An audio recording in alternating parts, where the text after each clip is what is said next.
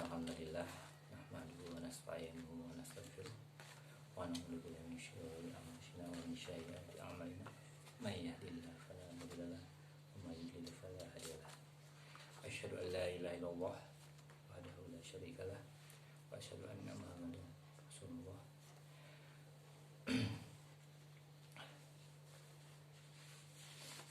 A'udzu billahi minasyaitonir rajim.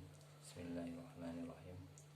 Wasta'inu bis-sabri was-salat wa innaha lakabiratun illa 'alal khashi'in alladzina yadunnuna annahum mulaqu rabbihim wa annahum ilaihi raji'un. Ayah. Alhamdulillahirabbil alamin. Di subuh ini kita telah dipertemukan kembali dalam kajian rutin kita sepekan sekali lah minimal. Salawat serta salam kita curahkan kepada Nabi Muhammad SAW, kepada keluarganya, kepada para sahabatnya, tabi'in dan seluruh yang berada di jalannya. Semoga kita juga termasuk pada bagian di dalamnya. Pagi ini kita akan membahas sesuai dengan yang barusan Abi baca. Wasta'inu bisobri was-salat.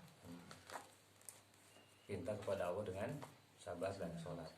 Jadi Allah tuh memberikan kita ujian, memberikan kita teguran. Namun Allah juga memberikan solusi. Dengan cara apa? Minta kepada Allah dengan cara sabar dan sholat. Ya. Setiap bahkan kita bukan ujian pun atau kita punya keinginan pun yang diinginkan kepada Allah, yang ingin dikabulkan oleh Allah, ya minta dengan sabar dan sholat. Nah, masalahnya sabar itu apa gitu? Ya, sabar itu apa? Karena sabar itu kata yang mudah untuk diucapkan, namun sulit katanya untuk dipraktekkan. Dalam tafsir Ibnu Katsir, sebagian ulama mengatakan bahwa sabar itu adalah salah satunya puasa. Makanya ketika bulan Ramadan disebut bulan penuh kesabaran. Namun yang menarik, ada seorang ustadz yang mengatakan bahwa sabar itu tidak hanya diam, tidak hanya menunggu, tidak hanya tidak bergerak. Nah, itu hanya sabar. Saya mah sabar weh gitu kan. Bukan seperti itu. Ada seorang ustadz mengatakan bahwa sabar itu terima dulu masalahnya, terima dulu soalnya, terima dulu ujiannya seperti apa, terima dulu. Ya, nanti enggak. Misalkan kalau pertanyaan lah kalau di sekolah nih ya. Nah, itu kan ujian nih, pertanyaan. Ditanya, terima dulu soalnya. Ya. Pelajari dulu pertanyaannya. Ngerti enggak? Jangan sampai nggak nyambung nanti kalau misalnya tadi nggak sabar kan langsung jawab aja pertanyaan ke utara, jawaban ke selatan. Ngerti nggak? Pelajari dulu soalnya, pelajari dulu masalahnya. Setelah dipelajari kita mulai mencari solusinya, atau dalam soal ujian atau soal itu kita cari jawabannya kan. Jadi terima dulu masalahnya, pelajari dulu, itu titik awalnya.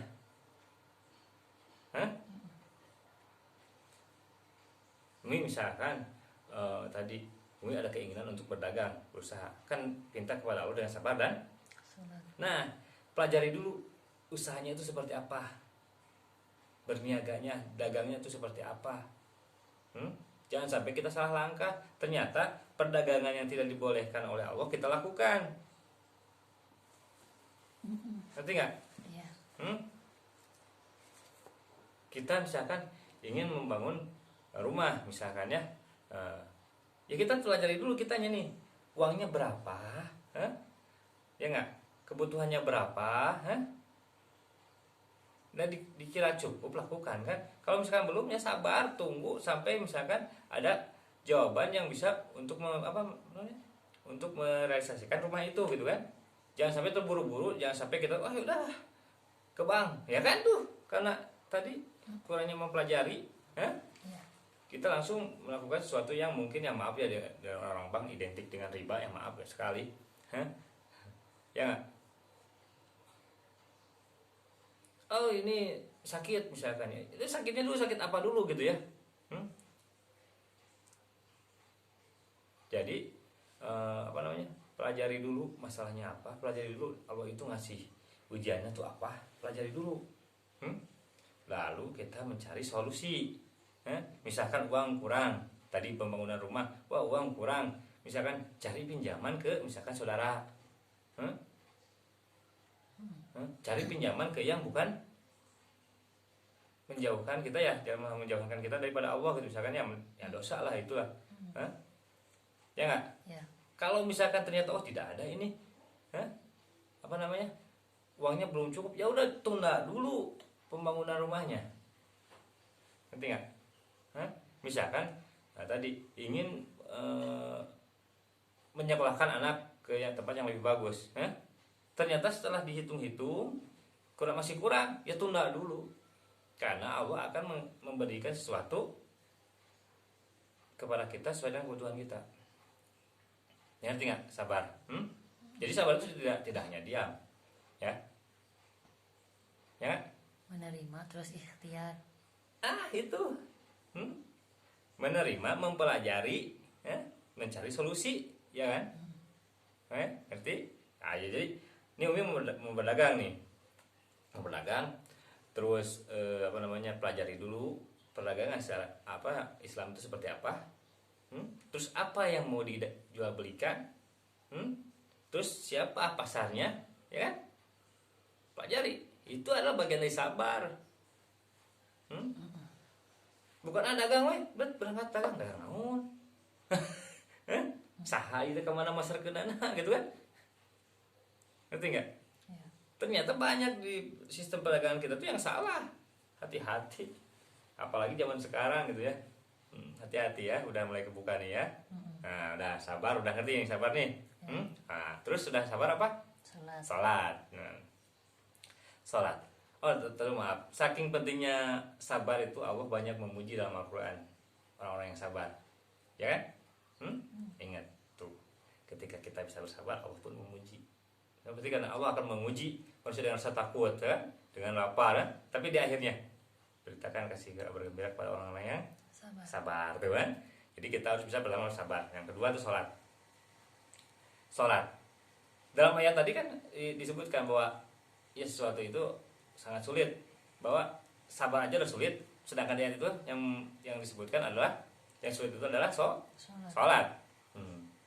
Udah berapa ratus kali sholat coba? Bisa nggak sholat itu menghadirkan solusi gitu? Bisa nggak sholat itu menghadirkan kebahagiaan? Bisa nggak sholat itu menghadirkan kesuksesan? Udah berapa kali sholat? Khusyuk nggak sholatnya? Maaf nih ya, maaf, ada hadis ini. Kan yang pertama itu sholat itu adalah mencegah dari perbuatan keji dan munkar. Sedangkan kata Rasulullah, man, siapa ya yang sholatnya tidak bisa menahan dari keji dan munkar, bahkan dia akan semakin jauh dari Allah. Contohlah selesai sholat masih gibah gitu, pasti jauh dari Allah. Selesai sholat masih pinjam uang, selesai sholat masih mabok, misalkan maaf ya, selesai sholat masih melakukan ya tadilah sesuatu yang dosa, apalagi ya itu ya. Jadi siapa yang sholatnya tidak bisa mencegah dari keji dan munkar, maka akan semakin jauh dari Allah.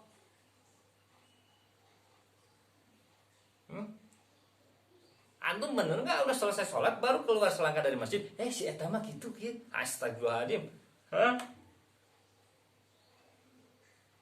Kamu uniknya keluar masjid senanya bagus. Ini apa sholatnya gimana gitu? Tapi kalau ketika berbicara agama banyak orang-orang yang merasa benar, banyak, hebat. Tapi hadis ini loh, man, siapapun, ya, yang sholatnya tidak bisa mencegah dari perbuatan keji dan mungkar, yaitu akan semakin jauh dari Allah. Sholat iya, ke masjid iya, ya tuh pasti ya itulah, dikasih masalah sedikit pun pasti riweuh gitu, ngerti nggak? Hah? Itu tadi sabarnya udah nggak ada, sholatnya belum tentu baik kan? Allah tuh udah janji, pinta kepada Allah dengan sabar dan sholat. Tapi sholat itu sulit,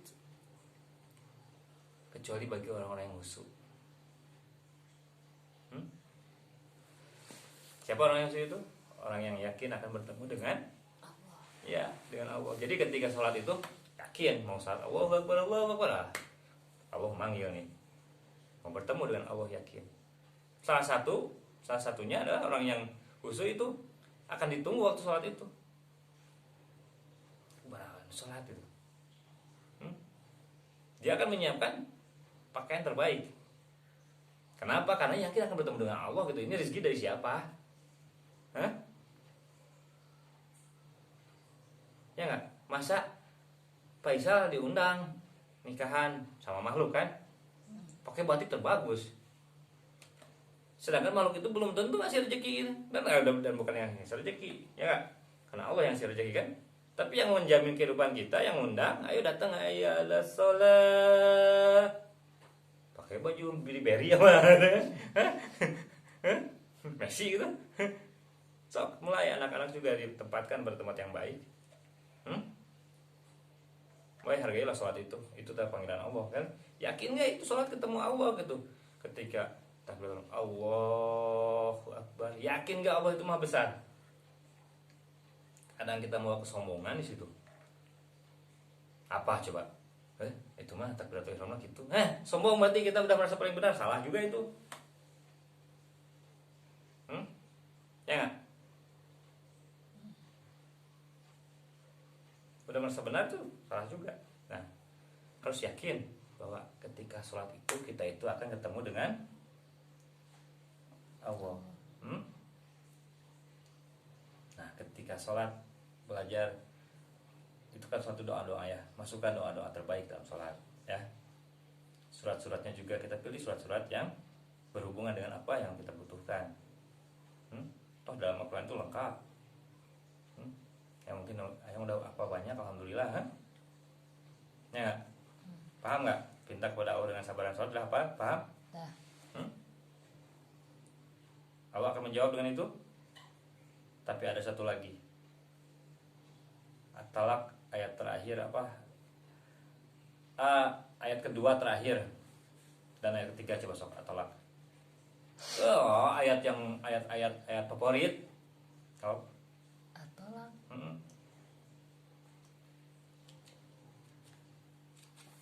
Allah akan memberikan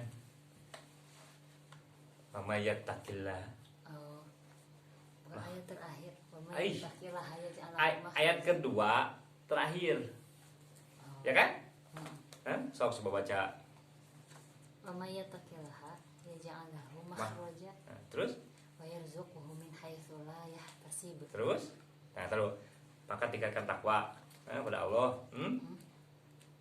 Maka akan dikasih rezeki yang di arah yang tidak disangka. Nah, terus sudah itu. Wa may yatawakkal 'ala Allah fa huwa hasbuh. Terus? Inna Allaha balighu amri. Ayat ketiga. Sampai beres.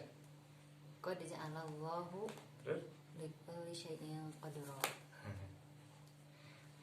Maka tinggalkan takwa. Ya, maka Allah akan ngasih rezeki yang tidak di. Nah ini tawakal.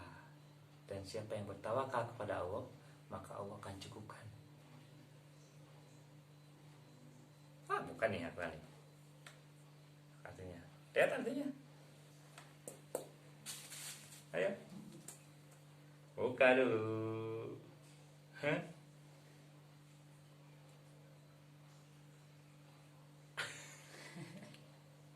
At-Talaq ayat 3 berarti itu ayat 3. Coba lihat dulu. Lihat dulu apanya? Iya. Sok lihat dulu. At-Talaq Ayo, tolak ayat 3 berarti kan tadi ayat 2 terakhir, ha? Ayat 3 wa yarzuquhu Nah, min haitsu la yahtasib. akan dikasih rezeki dari arah yang tidak Sangka-sangka. Nah, terus Wa may yatawakkal 'ala dan barang siapa yang bertawakal kepada Allah, terus Allah akan mencukupkan keperluannya. hip, dah, tutup. Barang siapa bertawakal kepada Allah, maka akan mencukupkannya. Artinya tawakal itu apa coba? Berserah diri. Tawakal itu menyerahkan segala urusan kepada Allah. Allah yang menentukan segala Sesuatunya. Gini lah, ngerti nggak? Disambungkan dengan tadi, kita udah sabar, kita mempelajari semua masalahnya, kita mempelajari masalahnya apa, kita mencari solusinya apa, lalu kita ikhtiar dan berdoa melalui sholat, ya kan? Ya nggak? Lalu bertawakal kepada Allah. Kita mau berdagang, kita pelajari perdagangannya seperti apa, kita cari apa solusi, apa kita cari inovasi dalam perdagangan itu, terus kita berdoa dalam Allah, ya kepada sholat kepada Allah, ya Allah, apapun yang terbaik Engkau berikan kepada kami, gitu kan? Melangkah kita berdagang, tadi tawakal, apapun yang terbaik yang Engkau berikan, terima. Mau Allah hasilnya kita beruntung ataupun kurang untung, kita terima. Bahagia nggak? Jadi tawakal itu orang tawakal itu dagang, terus diam di rumah sabar. Bukan seperti itu. Ngerti? Jadi ketika misalkan yang udah tadi siapa pedagang ini? Ya. Salat. Doakan dalam salat usahanya itu, ya enggak? Ketika posting itu, ya Allah, mudah-mudahan Allah yang menentukan. Posting trend. Ya, biar Allah yang memberikan apa? Konsumennya Allah, ya gak? Jadi kita nggak capek gitu, ini nggak ada yang beli, kita berpikir positif akhirnya kan, wah Allah belum memberikan kita konsumen, ya nggak? Itu capek Islam mah, ya nggak?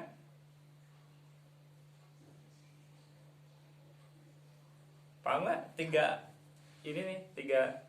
apa ya sebutnya, tiga teori apa tiga cara meraih kesuksesan itu, dan salah satunya ya sholat, sabar, sholat, tawakal.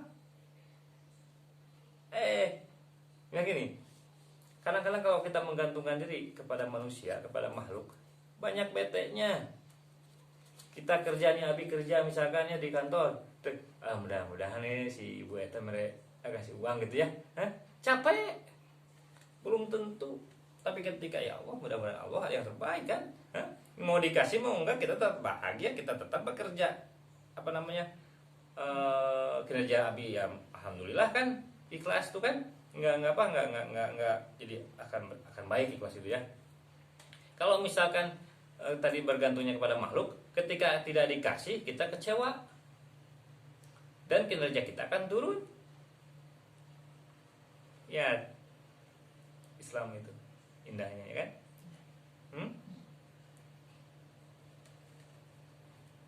Ngerti nggak? Jadi gimana dagangnya? Lanjut, ya udah kan? Udah tahu apa-apa, jangan terlalu apa namanya, jangan terlalu ya gimana ya, terburu-buru lah, jangan terlalu terburu-buru ya. Tadi pelajari dulu misalkan ini barang yang kita jual itu bagus nggak itu maksud dalam artian bagus itu menurut agama ya, menurut Allah ya, bukan bagus menurut kita ya. Kita mah bukan orang yang terbaik, maksudnya orang terbaik yang bisa membaik-baikan sesuatu yang baik gitu ya, ngerti nggak? Bagus itu harus menurut di sisi Allah, ya harus di mata Allah. Ibadah juga tuh baik, ini baik bukan di mata kita ya, ingat. Ya, alhamdulillah. Jadi kita harus satu sabar, dua salat, ketiga tawakal. Bismillahirrahmanirrahim. Ya, astagfirullahaladzim. Astagfirullah. Subhanaka Allahumma wa bihamdika asyhadu an la ilaha illa anta astaghfiruka wa atubu ilaik. Assalamualaikum warahmatullahi wabarakatuh.